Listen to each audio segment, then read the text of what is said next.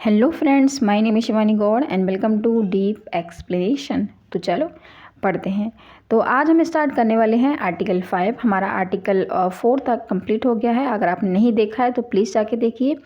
Article 1 to 4 complete हो गया है। तो आज हम स्टार्ट करेंगे आर्टिकल 5 to 11। बट आज इस वीडियो में हम आर्टिकल 5 के बारे में जानेंगे। सो आर्टिकल 5 to 11 जो है वो भारतीय नागरिकता यानी इंडियन सिटीजनशिप के बारे में बताता है। तो आर्टिकल 5 क्या कहता है हम ये जान लेते हैं। आप जानते हैं कि 26 जनवरी 1950 को संविधान यानी जो हमारा कॉन्स्टिट्यूशन है वो लागू किया गया। तो ये जानना ये है कि नागरिकता जो सिटीजनशिप है वो इंडिया में किस बेस पे दी गई थी जब लागू किया गया संविधान को। तो पहला पॉइंट तो ये था कि जिसका जन्म इंडिया में हुआ है, अगर किसी का जन्म इंडिया में हुआ है तो वो इंडिया का सिटीज़न है। पहली बात ये थी। दूसरी बात ये थी जैसे कि उस समय क्या हो रहा था कि बहुत सारे लोग ऐसे थे जो कि विदेशों में काम कर रहे थे या किसी कारण से देश के किसी काम से, किसी भी काम से, जासूसी की काम से या किसी भी काम से विदेशों में थे।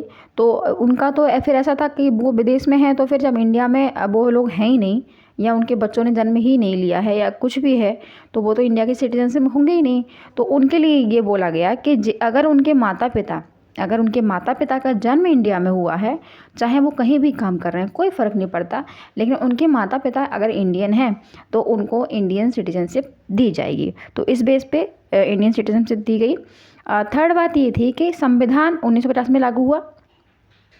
तो संविधान लागू होने से 5 साल पहले से जो इंडिया में रह रहा है, जो भारत में रह रहा है 5 साल पहले से, 1950 से 5 साल पहले से जो भारत में रह रहा है उसको भी इंडिया की सिटीजनशिप दी जाएगी। और उसका सबसे बड़ा एग्जाम्पल है Annie Besant.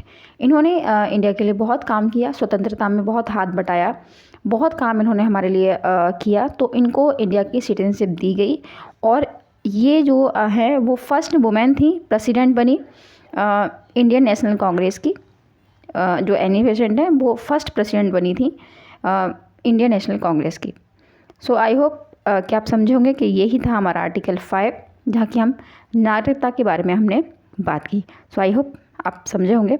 So thank you so much. मिलते हैं नेक्स्ट आर्टिकल के साथ। तब तक के लिए गुड बाय।